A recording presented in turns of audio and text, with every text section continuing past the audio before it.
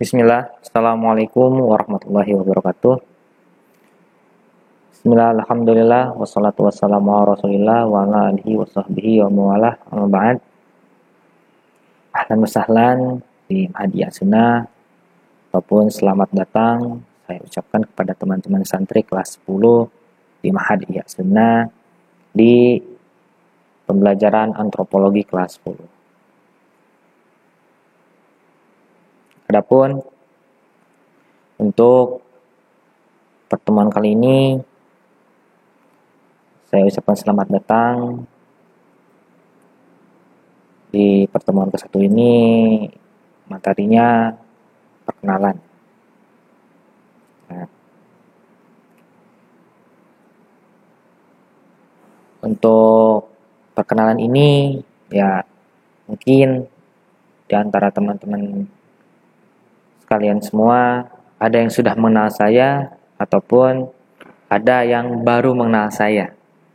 Ya, jadi nggak sama untuk menyeragamkan agar di dalam berkomunikasi kita lebih lancar dan ada keterkaitan moral, karena ada pepatah bilang tak kenal maka taruh. Ya, kita langsung saja kita perkenalkan diri saya. Nama saya Asep Rendra Diputra, alamatnya di Jalan N. Wijaya Praja, Kelurahan Sambongpari, Kecamatan Mangkubumi, RT 2 RW 1, Kota Tasikmalaya. Lulusan untuk strata satunya di Universitas Siliwangi, mengambil jurusan Pendidikan Jasmani Kesehatan dan Rekreasi, dan Universitas Galuh Ciamis untuk strata 2 atau magisternya, dan mengambil jurusan Administrasi Pendidikan Olahraga. Adapun kita masuk ke dalam bab selanjutnya, yaitu perkenalan tentang materi. Jadi di dalam semester ini kita akan sedikit membahas tentang antropologi dalam kajian kebudayaan. Jadi antropologi itu adalah ilmu yang mempelajari umat manusia pada umumnya dengan mempelajari aneka warna, bentuk fisik, masyarakat, serta kebudayaan yang dihasilkan. Indonesia memiliki beraneka ragam adat istiadat dan falsafah hidup yang harus dilestarikan. Keanekaragaman tersebut termasuk ke dalam kebudayaan atau kekayaan budaya yang dimiliki bangsa Indonesia.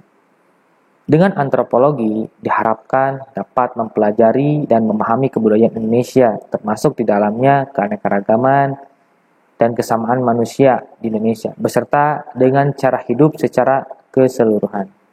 Pada bab ini mencakup pembelajaran tentang konsepnya, ruang lingkup antropologi, peran, fungsi, dan manfaat antropologi, dan keterampilan dalam kajian kebudayaan. Kemudian selanjutnya, yang kedua adalah penggolongan sosial dalam masyarakat.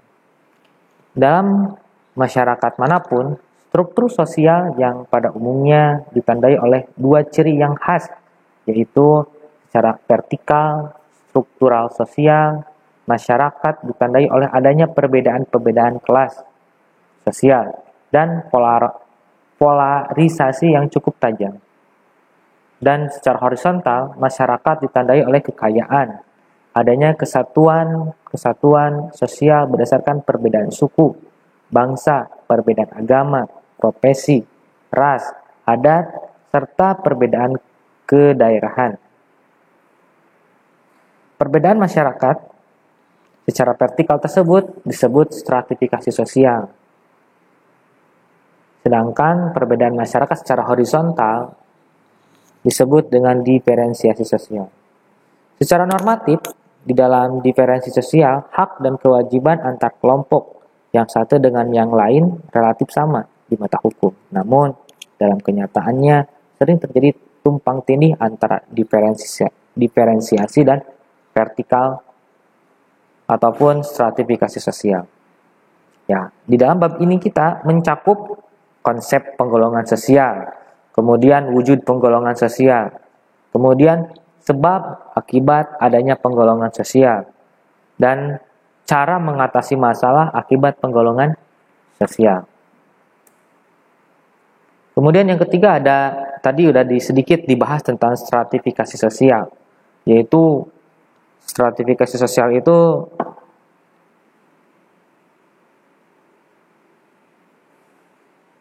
perbedaan masyarakat secara vertikal ya. Itu yang dikatakan dengan stratifikasi sosial. Jadi dalam masyarakat Indonesia, perbedaan secara vertikal baik individu maupun kelompok ke dalam kelas-kelas bertingkat atau hierarkis pada sekumpulan orang atau individu yang mempunyai budaya dan sosial yang unik yang unik serta menurunkan kepada generasi mereka yang berikutnya. Perwujudan stratifikasi sosial dapat dilihat dengan adanya kelas-kelas tinggi dan kelas-kelas yang lebih rendah. Bahwa dasar dan inti lapisan-lapisan dalam masyarakat adalah adanya ketidakseimbangan dalam pembagian hak dan kewajiban dan tanggung jawab nilai-nilai sosial pengaruh di antara anggota-anggota masyarakat. Ya, pada bab ini kita akan membahas atau mencakup pembelajaran tentang konsepnya, penyebabnya, bentuk stratifikasi sosialnya seperti apa, dan dampak dari stratifikasi sosial tersebut. Ya, mungkin di dalam pembelajaran kali ini ataupun semester ini ya cukup untuk membahas dalam 3 bab ini ya. Mudah-mudahan di pertemuan selanjutnya kita bisa membahas lebih dalam tentang materi-materi ini.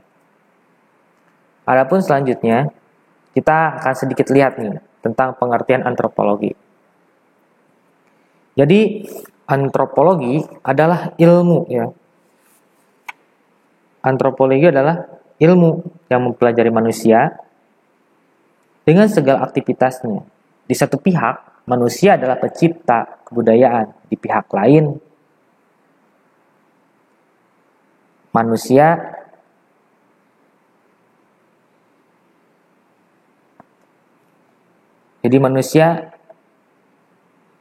dibentuk oleh kebudayaan. Sehingga terjalin hubungan timbal balik yang sangat erat antara manusia dan kebudayaan. Dengan mempelajari antropologi diharapkan mampu menyerap